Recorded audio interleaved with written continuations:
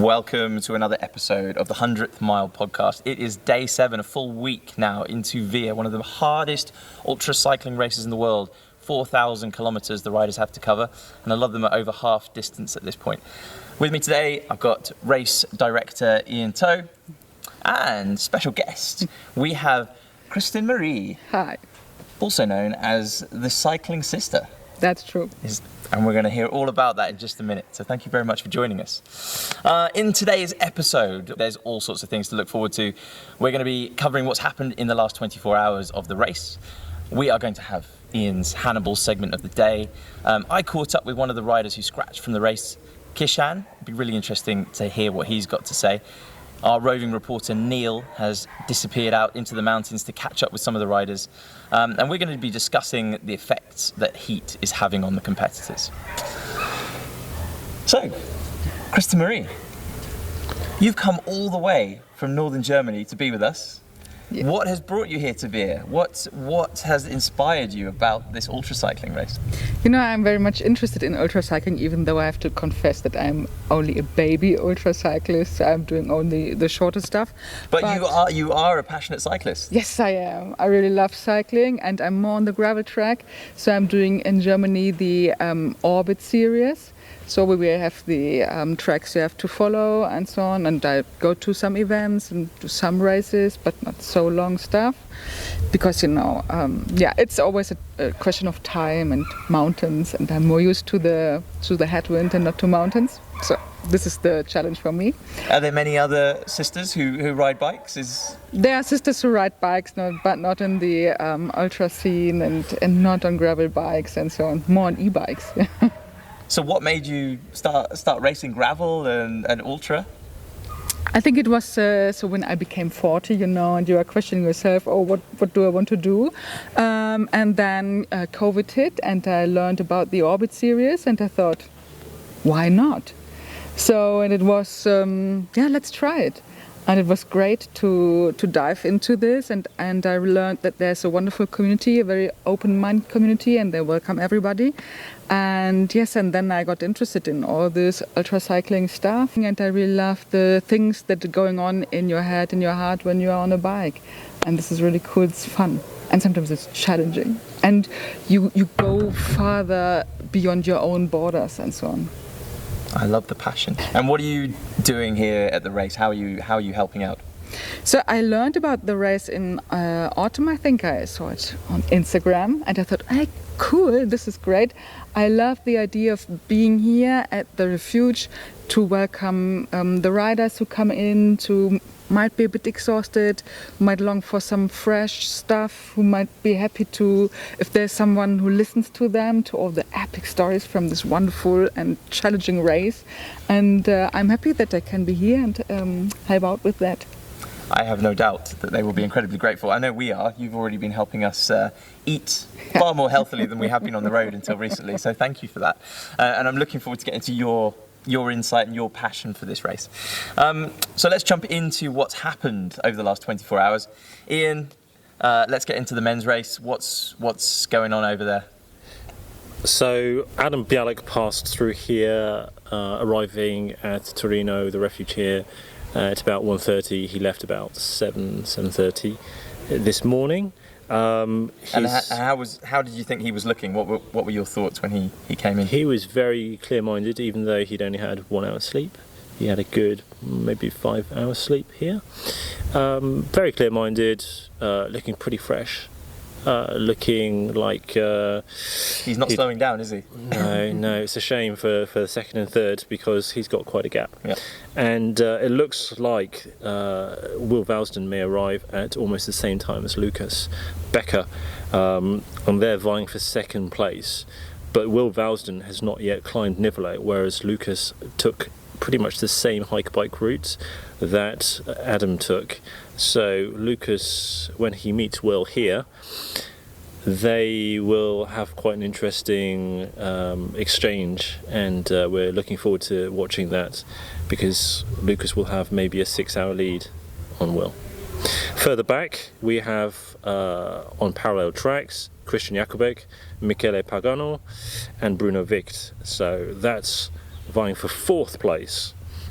So the three of them are again on parallel tracks, and Christian is going for the hiker bike. I don't know which one. Maybe he's going for the risky western route, or maybe he's going for the northern route, which both Lucas and Adam before him took. Further back, you've got Rob Roy Cameron, Mark Buchel, Chris Thomas, Jair Hoogland, Johan Isario, Remo Koch and his partner Michel Buscelli, followed by Joanna Ruminska-Pecic. And they're all on the southern track, probably going on the road route, whereas the only person following behind Christian is Alex Gruel, who's ridden very strongly and very consistently, but now the Alps are rearing up in front of him, so we'll see if it takes out of him. And the hiker bike, how much that damages his shoes, how much it damages his bike, and that's all considering good weather. If it rains, if it gets cold, and remember, Nivelle is about 2,600 meters. So if it rains and it gets cold, it will be very cold. I think Adam Bialek was fairly lucky coming over there yesterday. I mean, he's a man who's renowned for liking to stick to the road. And I know that he did struggle a bit, didn't he? It really slowed him down, and he had a fall, and I think he hurt his finger. That's right. He had a couple of falls. He did hurt his finger, but not seriously. He seemed to be moving absolutely fine. His strategy was to buy some trainers, some very cheap trainers in Intersport in CES. We will see if Lucas has done the same. I don't think Lucas has, but Lucas is wearing gravel shoes and riding gravel pedals. He's definitely more at home on that kind of terrain, isn't he? So I think he probably sees that in his mind as somewhere where he can make up some time. Certainly, it may be a repeat of the Trans-Pyrenees last October, where Lucas took all the gravel tracks and Adam was very reluctant to do so and stuck to the road. Lucas actually won out on that when Adam had so many punctures and his pump broke. So that was an interesting competition. This may be a little less clear cut. It's difficult to see Lucas catching Adam. Right, and over to the women's race. Kristen Marie, tell us what we're seeing. We have already heard of Joanna Ruminska-Pecic. She is on her way to our refuge. Maybe we can expect her tomorrow. Would be great. She is absolutely storming ahead in the women's race, isn't she? Like it's a phenomenal ride. I'm really looking forward to catching up with her when she gets in. Yeah, this will be great. So then two other women left the other refuge, Saz Harris and Anissa Aubin. And I'm really excited when they will be with us, I hope, in the next days. Again, they're going incredibly well. They don't seem to be slowing down and moving like trains. Yeah, it's very impressive. They're like women, endurance is women's power. And then we have still two women in Spain, Sofia and Grinchina. We will see what will happen to them. But endurance and go forward. And we will see when Fiona will arrive the other refuge. I think this is great, and I'm looking really forward to meet them here. Well, I'm sure they'll be delighted to see you when they get here and have the relief of a bit of nice food and rest. And it will be a huge achievement for Fiona to reach Le Béziers. I mean, it's about 1,800k. It is her longest race by far, and she has really suffered from some very poor routing choices.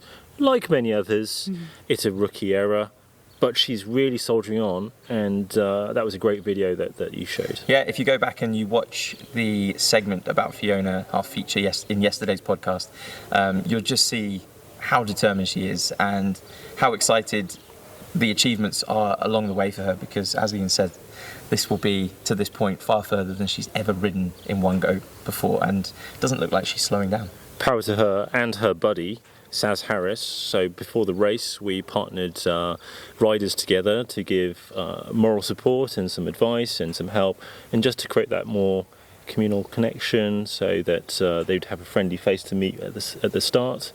And I think Saz Harris is really doing so well. She arrived at Le Béziers, I think, late last night. How's the pairs race going then, Ian? What are we seeing in the pairs race? So what we're seeing now with pairs is the pairs, the Swiss pair, Remo Koch and Michel Buscelli, they're steaming on. They are somewhere like half the way between Pas de Pérol and the Alps, so making really good progress. Clockwork like the Swiss. And then we have the Italian pair. Yeah, I mean they've got a good lead over the Italians, haven't they? Oh yes, and it's pretty much stayed the same, if not increased slightly. The Italian pair are let's say, more senior than they are. The Swiss pair being very young. Wally and Alberto, they're going to reach Pas de Pérol maybe tonight, very late, and then they're followed by Matt Downey and Harry, who are just entering Toulouse as we speak at 6 o'clock. Our roving reporter Neil has been out on the road again, catching up, so you can listen to some of those interviews now. I'm getting a lesson in how to do all this shit. Right, I'm here with Harry and Matt.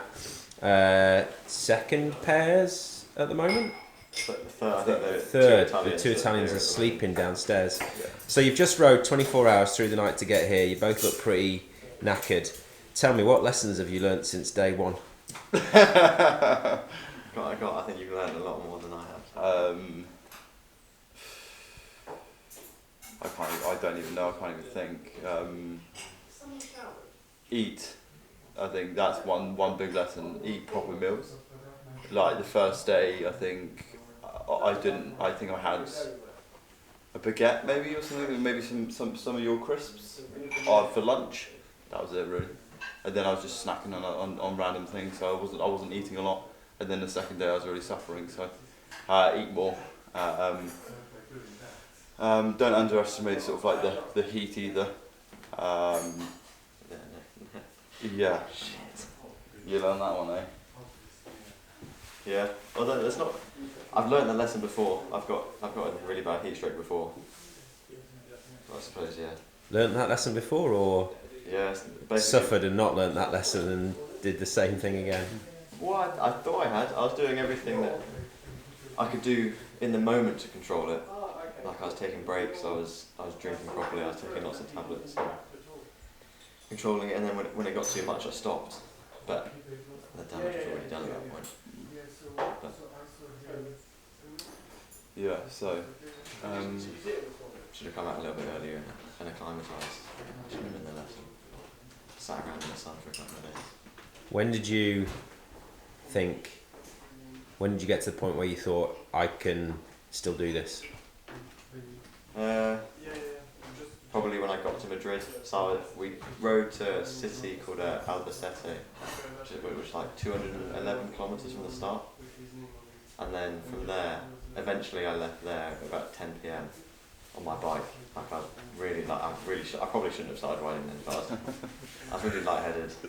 I just had some food like a couple of hours previous, and I was like, either I ride and I carry on, or I have to pull out. And yeah, I just went really well. I had a really stonking tailwind in the night along those motorway kind of end roads in Spain where there's just nothing there. So I just had my head down in the TT bars for about 12 hours to get to Madrid, and then I was like, oh, okay, well I suppose I've kind of cornered myself into carrying on now. I don't really have an excuse to pull out. Yeah, I think we were sort of trying to see how Harry was going, and then when we realised Harry was actually in it and he was going to stay in the race, and that's when we realised we need to meet back up and go from there really. So I think we I don't think we could have made that call any earlier. I think sort of leaving. I had a few days of just kind of riding the wave of being like, oh cool, I've recovered from heat stroke, I can carry on riding. And then I was like, hang on, like what we do, are we just going to ride around our own to the finish with me constantly, like 150k behind? We may as well. Yeah. Might as well do something. Yeah, and sort of try and salvage something back from the race really. It wasn't a great start, not just with the heat stroke, but various things. I suffered with the with heat in terms of just my nose and my mouth, and that played a big role sort of later on with eating and stuff. My lips started cracking and splitting, so it wasn't enjoyable. So yeah, it was. Yeah. Well, I lost my train of thought. That's pretty normal. Yeah. So words just kind of popping into my head and then just like. What was it like when you then met up again? Oh, it was amazing, wasn't it? We caught it on camera as well. I filmed it. It was great. I was so excited to see. Yeah, that was a great motivation. Yeah, for sure. Motivation boost. Yeah.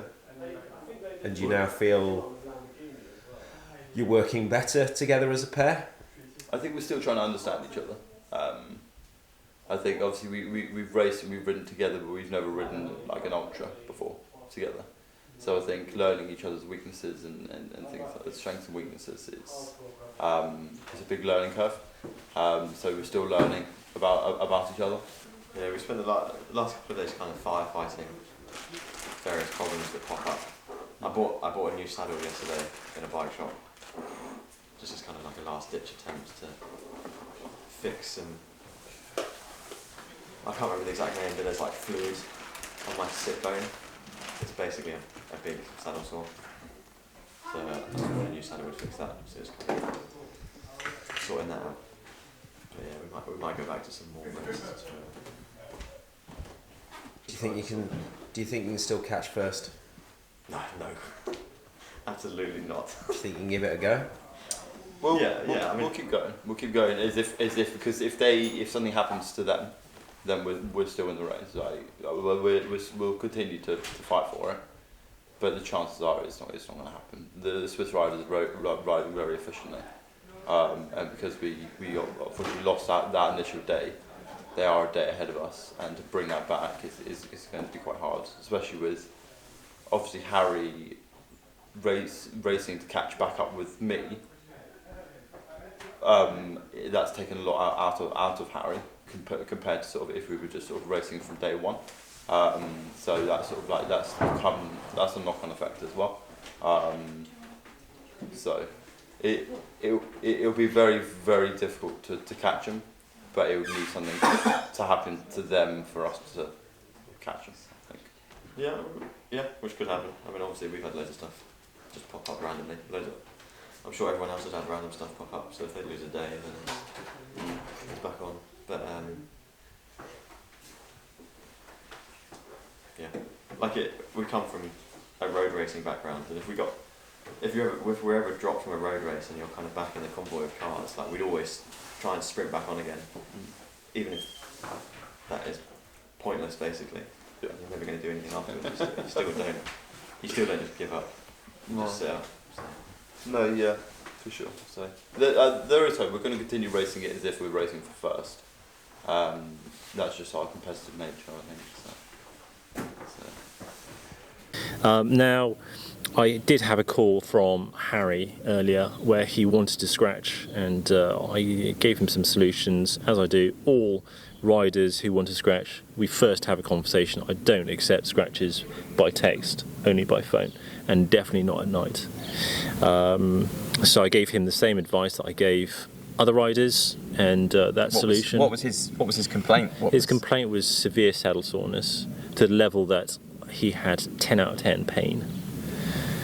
And that's pretty hard to have that sort of level of pain for days on end. So credit to him that he's made it this far.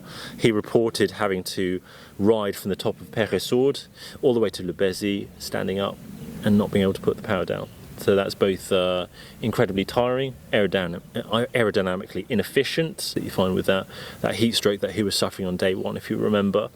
But he told me that today he'd bought a new saddle, and that had been quite a relief for maybe half a day.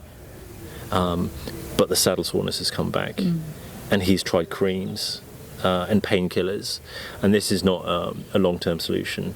So my suggestion to these riders is to use Compete. So these are blister plasters that you put on your feet usually, but you can get very big ones as long as you've cleaned your bottom or whichever area you have. If it's a sore body, then clean that area very carefully, dry it, and then apply 1, maybe 2 plasters over it. And that has instantly taken the pain level for Harry down from 10 out of 10 to 7 out of 10. And he is not scratching at Toulouse, and he is carrying on. So hopefully he'll continue to get better. Matt is in very good spirits and seems to be willing to press on. So let's hope they have a continued great ride. Very useful tip, and I suppose that's the reason it's so important to call the organiser before you decide to scratch. And that's the same advice we give all riders who have the same issue. Our other rider who was at Le Béziers, who was complaining about open wounds on the insides of their legs, gave exactly the same advice. He wanted to scratch sometime there. He's almost in the Alps now. So, I mean, there's obviously no surprise that people are suffering right now, and you're getting phone calls like that. Have we had any more riders drop out of the race? We have, unfortunately. Ed Tapp has scratched, so he got in touch with me this afternoon, complaining about knee pain and stabbing knee pain for 3 days. Now, credit to him, he has managed to get this far. I'm sure he's disappointed with his progress. I'm sure he's disappointed to scratch, because remember, this is a guy who came third in Trans Am, the Trans America bike race, which is one of the longest ultra cycling races in the world. And with 3 days of stabbing knee pains, I think he's made the right call. I don't think anybody can really argue with that. And there's no shame in scratching. I hope he, like all the other riders who have had to scratch, will make it to Giovinazzo, and certainly we are helping riders to make their way to the finish. There's no shame in scratching. So, Kirsten Marie, we have one more category in the race. We have the para category, which this year only has one athlete in, Wayne, our amputee. What are your thoughts on how he's doing? I mean, he's keeping up with the field, but he's struggling through a lot of pain. What do you think of someone with that kind of resilience to be able to turn up at a race like this against people, riding with people who've got 2 legs and this extreme disability? I think it's really, he's the hero of this race, isn't he? So to enter a race with other people, who have 2 legs, obviously, and to deal in the heat with all these struggles he has with his 1 leg. So I think he's the hero, that he had the courage to go into this race, and that he came to the starting line, and that he's going on. And we all know, yes, as you told us about the saddle sores, and he has this leg sores as well, and with the not so very good possibilities to make everything clean all the days and so on. So wow, he's a hero, and he's something like an example for fighting things through and leave the comfort zone and try to widen your personal boundaries and so on. I think, yes, he's really cool. He's a fantastic role model, isn't he? Yes. And we have just one para athlete in the race this year, but I'm hoping that what Wayne is achieving right now pushes other people and inspires them, people who might have similar disabilities or other kinds of disabilities, to think, if Wayne can do this, then I can too. Yes. So it would be really good to see more para-athletes competing next year. Yes, and I think so. This is what you did for para-athletes. So you encourage people to come to this race, to take part in this race. You make sure that this race is accessible for para-athletes. So most of the other races, I guess, are not. So because you might have to go to parcours or something like that, they can't do, or something like that. So therefore, this is really part of this race, and this makes this race so very wonderful and special. Yeah, and certainly we had a number of para-athletes interested in the race. Unfortunately, the Paris Olympics, which have just kicked off, that unfortunately was prioritised over coming to Via. So they have to earn their money, they have to go and race in the Paralympics, and maybe next year, hopefully next year, we'll have many more. Yeah, if they decide the Paralympics is a bit too easy, they know where to come, don't they? Absolutely. It is time for Hannibal's segment of the day.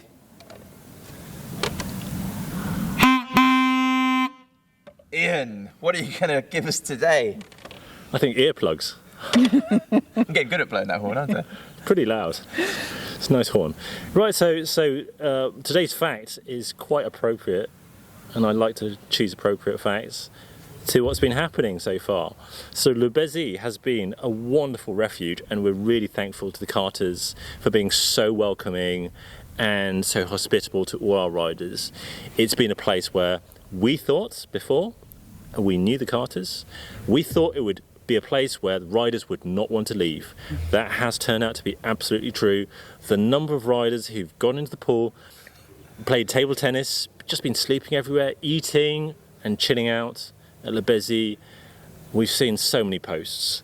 Ian, this is supposed to be a segment about Hannibal?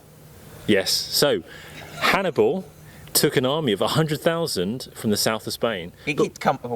He didn't stay at Le Béziers. He didn't stay at Le Béziers, but there were about 40,000 unwilling Celtiberians who didn't want to cross the Pyrenees, so he left them behind. And that's why his army reduced from 100,000 to 60,000, and then he lost something like 20 to 30,000 more men between the Pyrenees and the Alps as he fought his way across to Torino, as where we are here today. So, what you're saying is a bit like our race. We've got a lot of our troops who are enjoying the comforts of Spain, and I suppose they don't want to some go. of the soldiers have been mad enough to leave. Yeah. And they're here in Italy. Yeah. That's a good analogy, that. I like it. Thanks very much. I caught up with one of our scratch riders earlier today, Kishan. We went for a ride and a coffee, and he told me what it was like to ride in that heat of Spain for the first couple of days, and what it meant to him to have to scratch. So we thought it might be the last we saw of Kishan. Hello. But he's back on his bike. Yeah. Not racing anymore though, are you? Yeah. What happened? What happened in the race? So I had probably suffered from a lot of heat, and I started having a stomach pain from first day afternoon. I was kind of taking a lot of breaks, trying to recover from that. Even I took a longer break of 12 hours to see if I can recover from that. And the main reason was I was not able to eat a lot. Not a lot of solid food, so your energy levels were very low? Yeah, my energy levels were really low. What do you think caused your stomach problems? Was it the heat? Yeah, most probably the heat, and maybe some food poisoning or something, but yeah, I still don't know.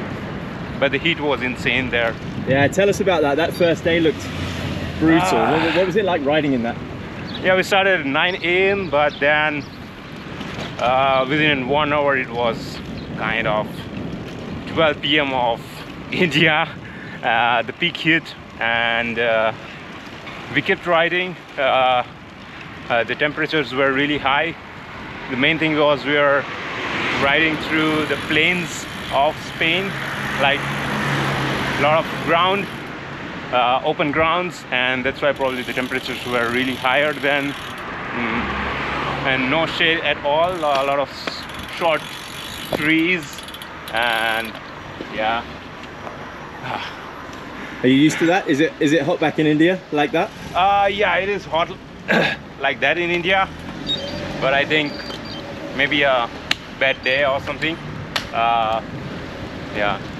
Just before the Madrid, I thought to have a small test of my body. I took a small climb and thought if I can make it up there, I'll still continue and try to recover from that. But after the climb, I was finished. I was breathless, so it was no brainer to keep going and get more sick. So in Madrid, I decided to scratch.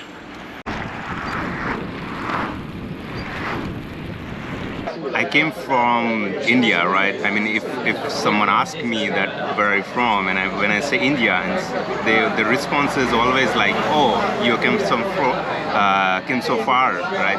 And yeah, that's it, right? We came from there with a lot of preparations, and it's also expensive to come here, right? So scratching is really, really, really hard than pushing. So I just pushed literally to my extreme limits over there, and then only I scratched. What are the hottest temperatures you've cycled in India? I think we are going through 46, 47 sometimes, right? But I've always been through those. I won't fall sick with those, right? Those temperatures. Here it is. I think that was different somehow. I was not expecting this.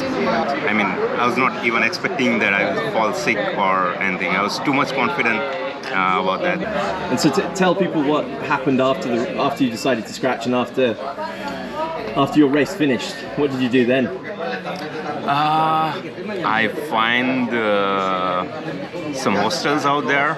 A few of them with this dirty clothes said no to me actually, and to find a hostel which really accepted me, and buy some clothes after that, and got fresh and just got into bed for 2 days maybe. And where's your head at the moment? How are you feeling? Are you feeling healthy, happy? Are you sad? What are you feeling? Are you excited to still be here, or do you want to go home?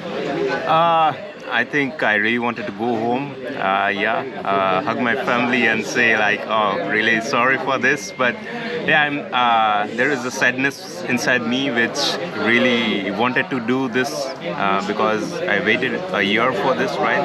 And but I really wanted to do the route, and maybe that will compensate a bit. So yeah, you've travelled all the way up towards Turin, right? And now you're out just relaxing a bit more. Yeah, right. Drinking some coffee. Yeah, right. And enjoying these beautiful mountains. So I think that's a pretty good call. Yeah, right. Oh well, enjoy your riding, Kishan. Really good catching up with you. Yeah, cheers. So Kishan obviously had a lot of pain and suffering, and it really upset his stomach, the heat. Now the heat is not something that's going away. We know those temperatures are very high. The riders are getting into Italy here. There's high humidity, temperatures 35 degrees, probably climbing. How do you both think that's playing out in the race? Yeah, I think what is challenge is, so for example, not everywhere in Europe we had all the heat we now face. So there are some people who could not prepare themselves for the heat, and they had weeks and months with 20 degrees, something like that, and now they are facing this kind of heat. So I think, yeah, they are not in the best preparation for that. Yeah, they're not acclimatized. It's very difficult to go from 15 to 20. I mean, John, we had about 15 degrees in the UK. It rose to 20. But to go from 20 to highs of 43, 44, as the riders were reporting, that's impossible to acclimatise to. And that must be a huge shock to the system. And we know that Kishan came from India to Germany and stayed in Germany for 2 weeks, and you had the similar temperatures of 15, 20. Maybe 20. Yes. And so he de-acclimatised the heat and the sudden shock in Cartagena on that first race day. Sign-on day was not so hot. It was kind of low 30s, and then it rose to 40, 44, maybe, I think. One of the riders reported on Saturday, the 20th of July. That must have been a shock. And that's what's so interesting, because when I was chatting to Kishan earlier, he was saying, I'm familiar with these temperatures in India. This is what I'm used to, and it caught me by surprise. And I think you hit the nail on the head. He de-acclimatized. Mm-hmm. He spent a couple of weeks in cooler climates, which is kind of the opposite of what you want to be doing. And I know myself, I've prepared for races like Race Across America, where I'm going into extreme heat, and I've spent time in very hot countries, in the saunas, doing heat training, and you feel it. It makes a tremendous difference, and you have to stay on top of that right up to the race, even if you are acclimatized. Yeah. So yeah, depending on where the riders have come from, it's going to play either into their hands or out of them. And I think what's really interesting is that we see, even amongst pairs that have come from the same climate and the same countries, some are coping with the heat better than others, and that was very apparent with Harry and Matt on the first day, whereas Matt wasn't really feeling it much, and Harry was torn apart, wasn't he? Yeah, I think pacing was really one of the key issues, where people were just riding way too hard.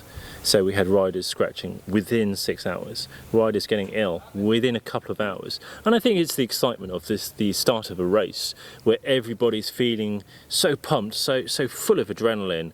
They're riding behind the police escorts, they're riding out of this grand city all together, and it just feels wonderful to get started in one of these ultra cycling races in a huge adventure across Europe. And they feel part of this huge community spirit, but also the race. They feel the race happening, and they can't even feel their legs. They can't feel the strain, but they're exerting themselves way too hard, and they pay for it very quickly. What do you think the best strategies have been that we've seen from people during the race to deal with the heat? So I think a lot has to be said for preparation before. So heat training, conditioning yourself to the heat. And also a very high fitness level. So we've seen my top 10 play out exactly as I thought they would. So those top 10 riders, they're all there. There's only maybe one exception to that, and he was from the south of Italy. So it's kind of no surprise. But in the main, I think having a very high fitness level has really helped. You're travelling faster, so the wind's hitting you at a higher speed. Even at 40 degrees, you will still get some sort of cooling effect. And the pacing being much lower, aerobically, you're not so stressed. So riders like Matt Downey, who we know has a huge engine because he broke the North Coast 500 record last year, which is a phenomenal achievement. He's got an FTP of about 370. Some of these other guys, they have huge FTPs, high watts per kilo, and they're also prepared. So the other thing is looking after themselves during the day, drinking a lot, absorbing salts, using ice to cool themselves, having the right sorts of strategies to deal with the heat. And I think what we saw from Paolo Botti before he scratched, he seemed to be riding a lot more during the night, didn't he? And taking his rest during daylight hours when it was warmer. And I don't think he was the only athlete who was tapping into that strategy. Sure, we saw Paolo get ahead a lot, and he rode very strongly. It's a shame he's still not in the race, but he would get way ahead of lots of other riders very early on, and then he'd sleep. And then the other riders would sleep and he'd just get ahead. They would just play this game of leapfrog. And it's a great strategy to ride at night when it's much cooler, because we saw temperatures drop down to, say, 25, 20 at times. Much nicer in the cool evenings and the early morning. And then it would peak again. The temperature would peak around 3 or 4 o'clock and it would be hitting 40. Even in northern Spain, it would still be hitting mid-30s. Peak temperature. And that's a really interesting point of discussion. It's listening to your strategy rather than circadian rhythms, your natural body clock and when you want to fall asleep. Because I've also heard riders talking about passing through some of the cities and saying, I want to time it or close to the cities. So it's in the middle of the night, it's quiet, I don't get held up by traffic. So thinking about the heat, thinking about the traffic, if you're really smart about it, you could save yourself quite a bit of time. Yeah, and there are other things. I mean, you talk about the routing through cities. It's very difficult to time when you arrive. You arrive when you arrive. Maybe you can plan a sleep stop beforehand, but these are places where you really need to resupply sometimes. Spanish petrol stations are great for resupply. French and Italian, far less so. And with routing choices, you may, as a rider, come up with maybe 2 or 3 options, and especially try to route through forested areas where you get natural shade. You may route past bodies of water, which naturally low-lying. They can give a very flat option, but they can also mean it's much cooler. Or you can ride along a ridge if it's more exposed to the wind. So all these factors can play. It's a very complicated beast in free routing and making these choices, making the optimal choice for the conditions at the time. But it's possible to do these things and avoid the worst of the heat. Krista Marie, you have travelled the world, I know, with your work and your mission, obviously to some very hot countries at times. Do you have any strategies that you use, whether you're doing that or riding your bike, to cope with hot temperatures? I think the most important thing is to listen to yourself and to feel, so what do you need now? So maybe it's some time to calm down, not stress yourself. I think it's a lot is the mindset, and not be stressed in your head. Oh, it's so hot, it's so hot, it's so hot. Just to say, okay, it's hot, so let's have a look, what can I do? So, and as a sister, we're always dressed up like that. We're sweating a lot. We're used to sweating. So drink your stuff, accept it, and make yourself as it is possible comfortable with it. So, and everybody feels the heat, so, and then stop complaining and just get used to it. That's a great point, and I think that's so important for the riders to remind themselves that it's not just me. Everyone is suffering like this. We all have a level playing field until later on, when perhaps people have got further away and they're in different climates, but certainly early on when we had that heat. So the heat's not going away. No, the heat's coming back. They've had a taste of it. I'm sure they'll be sick of it by the time they start heading into southern Italy. But maybe now they are a bit used to it, to the heat. Now they know how they feel, now they know what helps them, which kind of drinks are helpful, or which sort of ice cream or ice cubes and so on.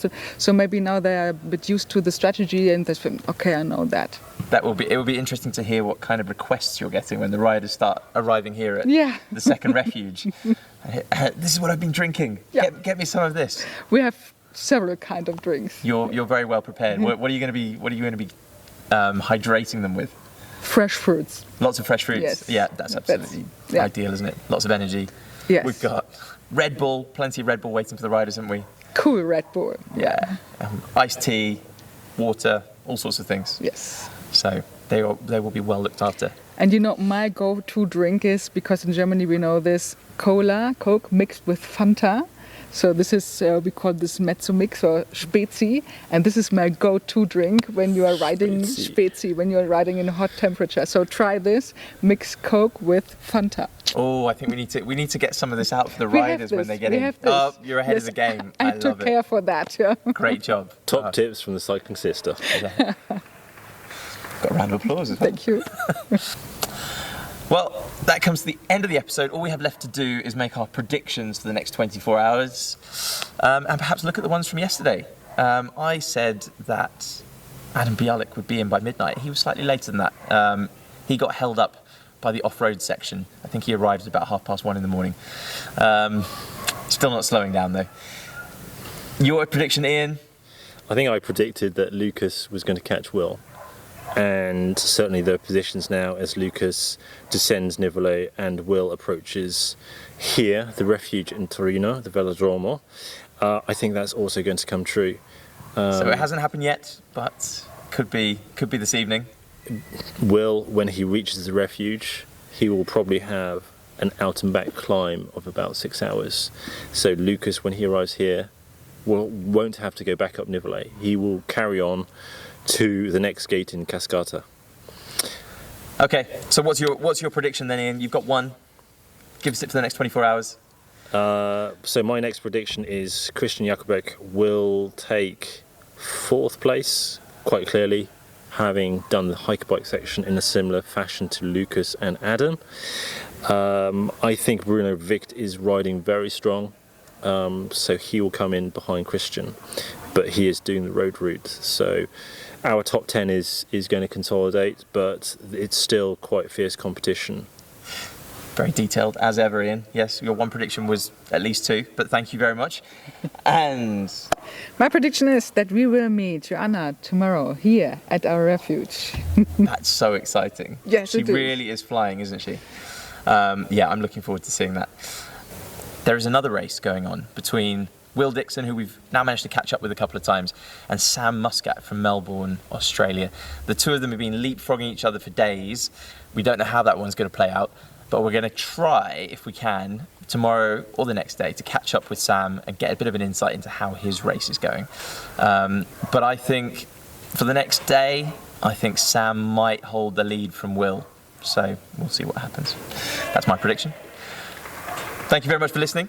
From Ian, Kirsten Marie, and myself, we say goodbye. Ciao. Ciao. Ciao.